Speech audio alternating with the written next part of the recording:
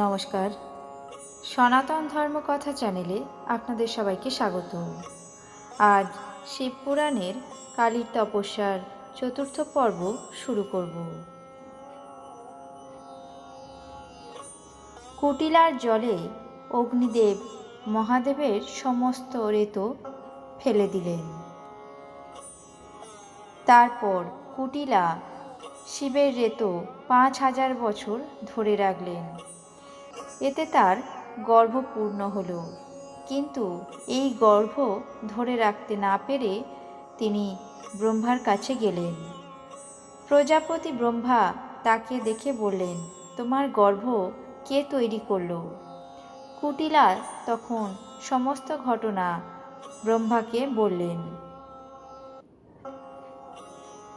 তিনি বললেন, আমি ৫,০০০ বছর শিবের সমস্ত রেতো ধারণ করে আছি, কিন্তু প্রভু কোনো পুত্র প্রসব হচ্ছে না। প্রজাপতি ব্রহ্মা বললেন, তুমি উদয়াবনে যাও, সেখানে বিশাল সরবন আছে, সেখানে তুমি তোমার গর্ভ ত্যাগ করো। আরও ১০,০০০ বছর পরে ওর থেকে পুত্রের জন্ম হবে। প্রজাপতি ব্রহ্মার কথা মতো কুটিলা উদয়াবনে প্রস্থান করল। সেখানে তিনি মুখ দিয়ে তার গর্ভ পরিত্যাগ করলেন। এইভাবে ধীরে ধীরে ১০,০০০ বছর কেটে গেল। সেই তেজের প্রভাবে উদয়াবনে বৃক্ষলতা পশুপক্ষী সবই সোনার মতো রং হয়ে গেল। তারপরে সেই তেজ থেকে এক পুত্রের জন্ম হল। শিশুটি নিজের মুখে আঙুল দিয়ে কাঁদতে লাগল। সেই সময় বনের মধ্যে ৬ জন কৃত্তিকা ঘুরে বেড়াচ্ছিল। তারা শিশুটির কান্না শুনে শিশুটির কাছে এসে দেখল সদ্যজাত একটু শিশু কেমন করে অকাতরে কাঁদছে। তারা মনে মনে ভাবল, কে এই শিশুটিকে এভাবে ফেলে দিয়ে গেল? তারপর তারা শিশুটিকে কোলে নিয়ে নিজেদের স্তনপান করাতে লাগল।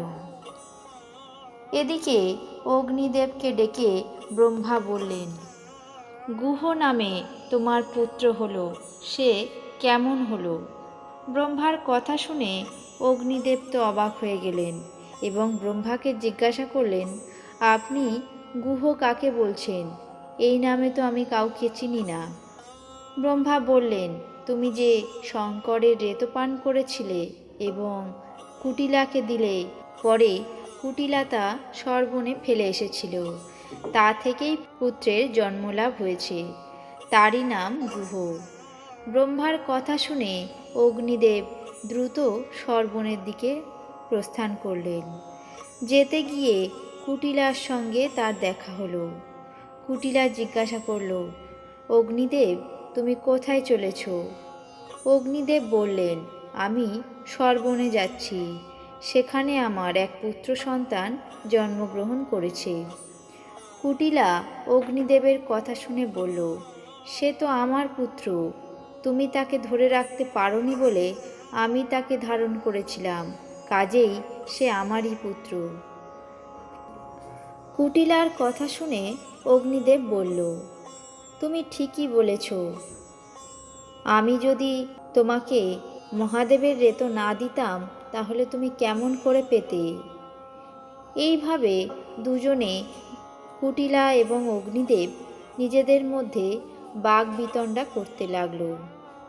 তখন নারায়ণ এসে সেখানে উপস্থিত হলেন এবং তাদের কলহের কারণ জানতে চাইলেন।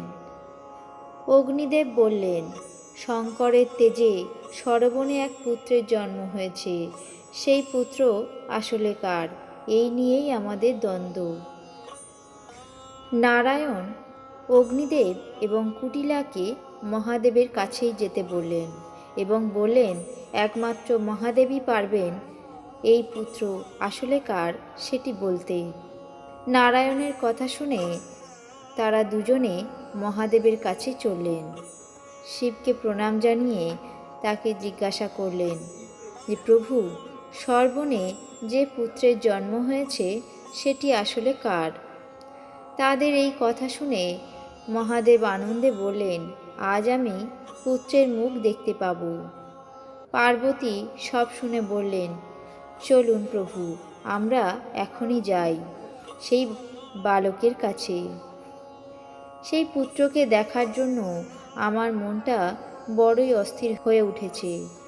আর বালকটিকে নিয়ে যখন এত দ্বন্দ্ব, তখন তাকে জিজ্ঞেস করলেই জানা যাবে আসলে তার পিতামাতা কে।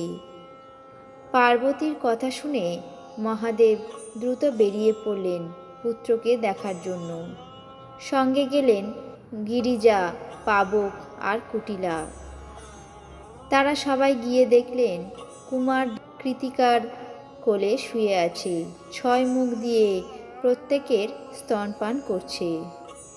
সেই কুমার তাদের প্রত্যেকের অভিসন্ধি বুঝতে পারলেন।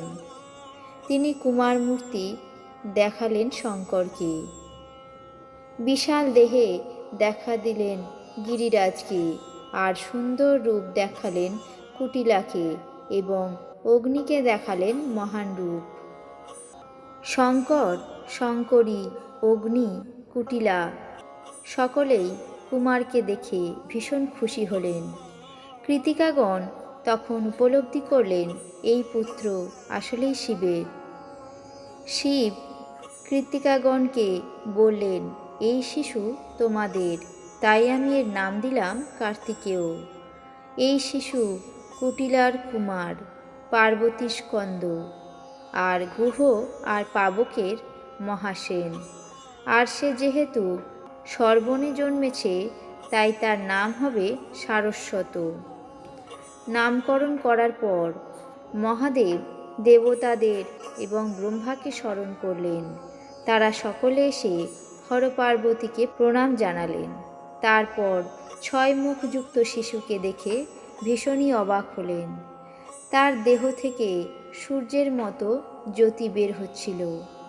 অগ্নিকে দেখে দেবতারা বললেন, হে পাবক, এই বালকের দেবকার্যের অভিষেক কার্য সমাধা করো। আমরা এখন কুরুক্ষেত্রে সরস্বতী তীর্থে গিয়ে এই কুমারের অভিষেক করব। এই কুমারের জন্য আমরা বহুকাল প্রতীক্ষা করে আছি। এই কুমারের হাতে বধ হবে তারকাসুর। মহাদেব সকল দেবতাদের কথায় ভীষণ খুশি হলেন। তখন দেবতাগণ কুমারকে নিয়ে চললেন কুরুক্ষেত্রে। মহা ধুমধামে সেখানে ঋষি ও ব্রহ্মা অভিষেক করলেন কুমারকে। তাকে অনেক বনৌষধি ও 7 সমুদ্রের জল ঢেলে স্নান করানো হলো।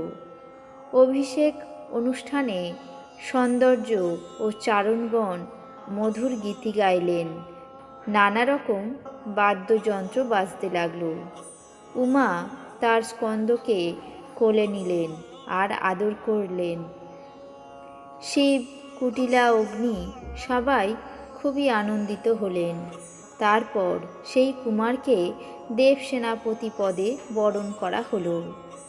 শিব, ব্রহ্মাদি এবং অন্যান্য সকল দেবতারা সেই কুমারের সাহায্যের জন্য বহু বাণকে উপহার দিলেন। কার্তিকের বাহনের জন্য গরুড় তার পুত্র ময়ূরকে দিলেন। তারপর সেই কুমার পিতামাতাকে প্রণাম করলেন।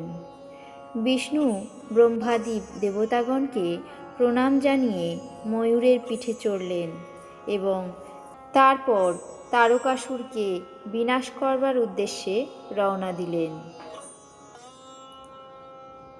আজ শিবপুরাণে কালীর তপস্যার 4র্থ পর্ব এখানে শেষ করছি। বাকি অংশ আগামী পর্বে পাঠ করে শোনাব। আপনাদের কেমন লাগছে তা অবশ্যই কমেন্ট বক্সে জানাবেন। চ্যানেলটিকে সাবস্ক্রাইব করবেন, লাইক করবেন, শেয়ার করবেন। ধন্যবাদ।